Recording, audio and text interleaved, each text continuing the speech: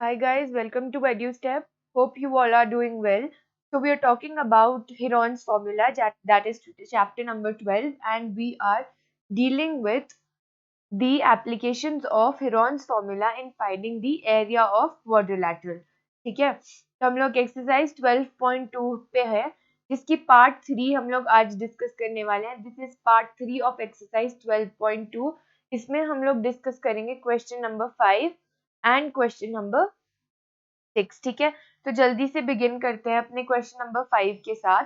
तो क्वेश्चन 5 क्या बोल रहा है कि अ रोम्बस शेप की एक फील्ड है विच हैज ग्रीन ग्रास. ठीक है, for 18 cows to graze. Right, तो एक रोम्बस शेप की फील्ड है, रोम्बस शेप की एक फील्ड है. ठीक है, जिसमें क्या है, उसमें ग्रास है फॉर 18 काउज टू ग्रेज. ठीक है, तो ये हमने एक फील्ड बना ली, रोम्बस शेप की है जिसमें ग्रीन ग्रास लगी है. ठीक है, तो if each side of the rhombus is 30 metres, तो साइड हमें क्या दी है, साइड हमें दी है 30 मीटर्स. राइट, और the longer diagonal is 48 metres. तो डायगोनल की हमको जो डायमेंशन है वो 48 मीटर्स दी है, और क्या दिया है हमें, साइड्स दी हुई हैं.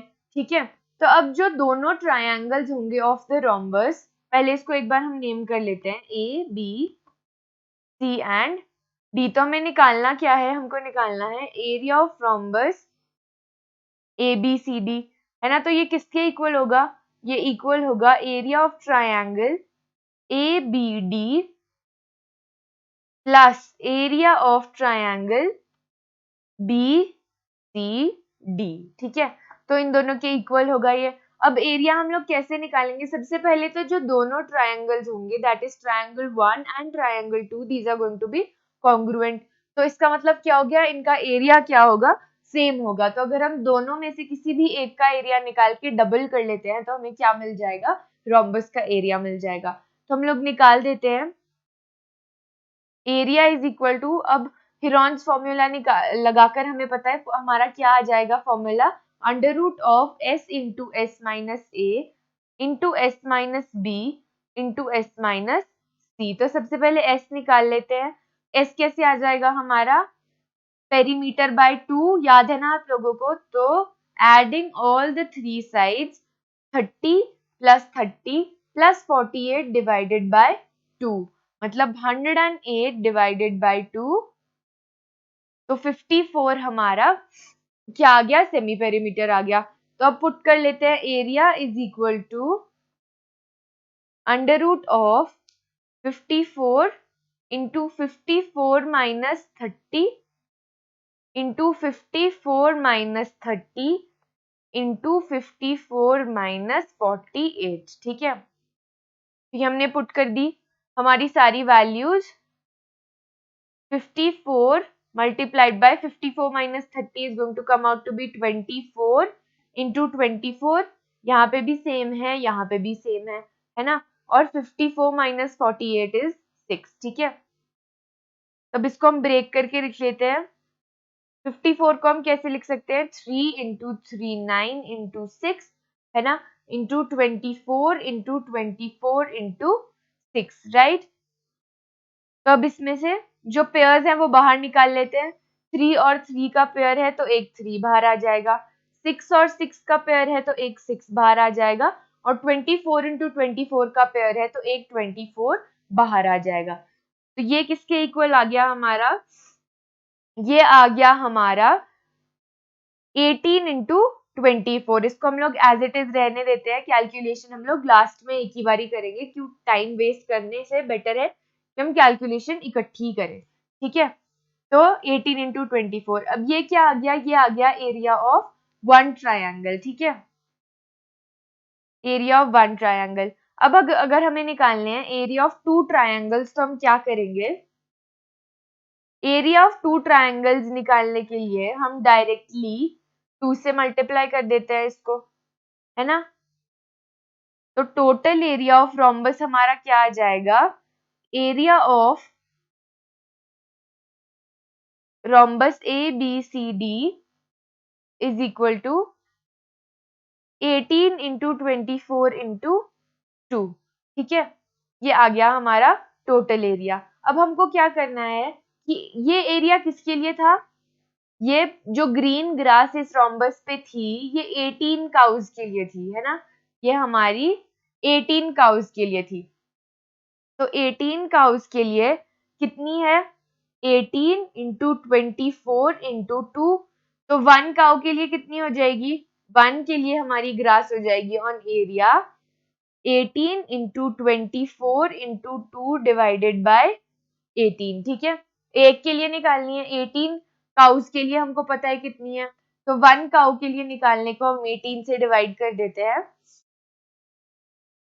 तो अब ये 18 और 18 कैंसिल हो गया, हमारा क्या बचा 48 मीटर स्क्वायर। तो 48 मीटर स्क्वायर एरिया जो है of grass field will be available for one single cow, ठीक है। आई होप यू अंडरस्टूड कि कैसे करेंगे हम। सबसे पहले हमने एरिया निकाल दिया एक ट्रायंगल का, और फिर क्योंकि कॉन्ग्रुएंट ट्रायंगल्स है तो उनके दोनों के एरियाज क्या होंगे, they are going to be same.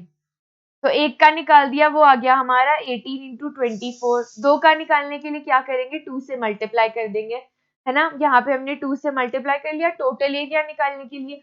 और फिर हमें ये पता है कि ये जो एरिया है ये 18 काउस के लिए अवेलेबल है, तो 1 काउ के लिए क्या करेंगे, यूनिटरी मेथड हम लोग यूज करेंगे, और 1 काउ के लिए निकालने को अपने एरिया को हम 18 से डिवाइड कर देंगे, तो हमारा आंसर क्या आ गया 48 metre square, right. Okay, now let's move on to the next question.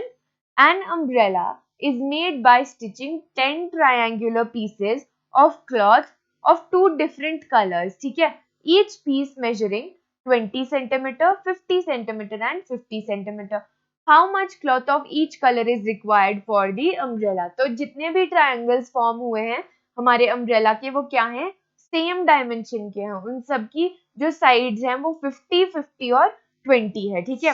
और क्या करेंगे, हम लोग को बोला है कि 10 ट्रायंगुलर पीसेस है जिसमें से जो 2 डिफरेंट कलर्स के हैं, ठीक है।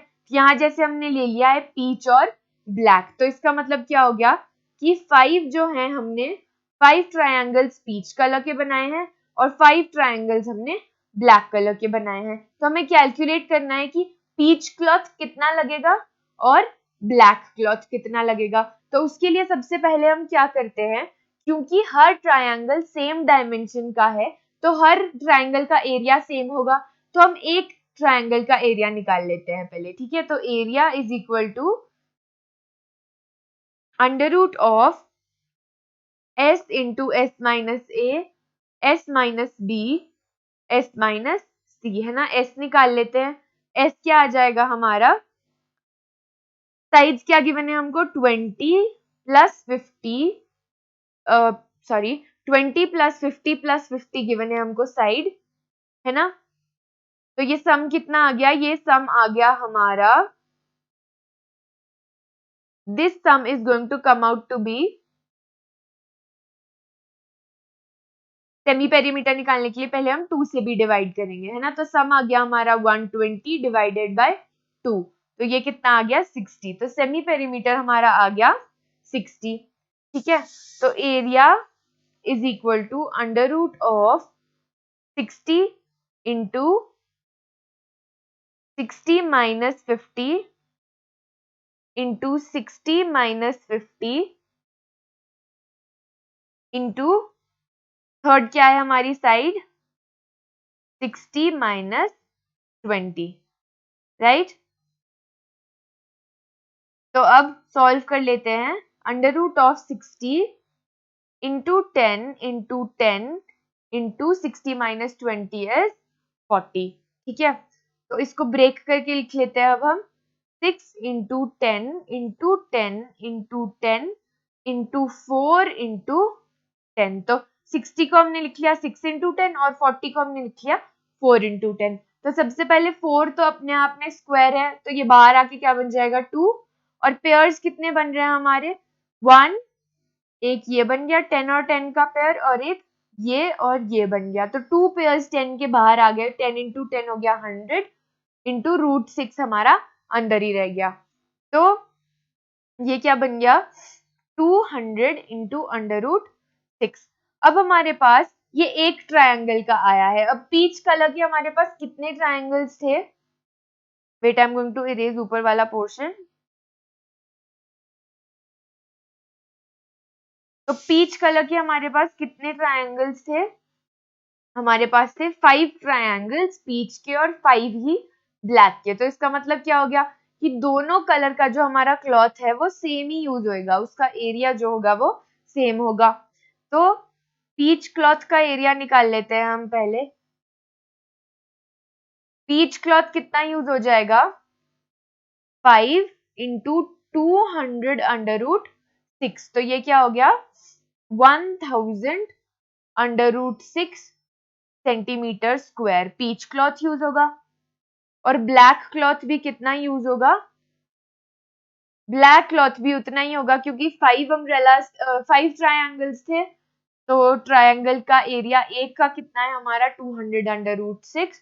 तो again 1000 under √6 centimetre square, right. तो ये बन गया हमारे जो ईच क्लॉथ का एरिया हमने कैलकुलेट कर लिया। तो दोनों का क्या आ जाएगा 1000 √6 सेंटीमीटर स्क्वायर। तो ये हमारे आज के 2 questions. We are going to continue and complete our exercise in the next video.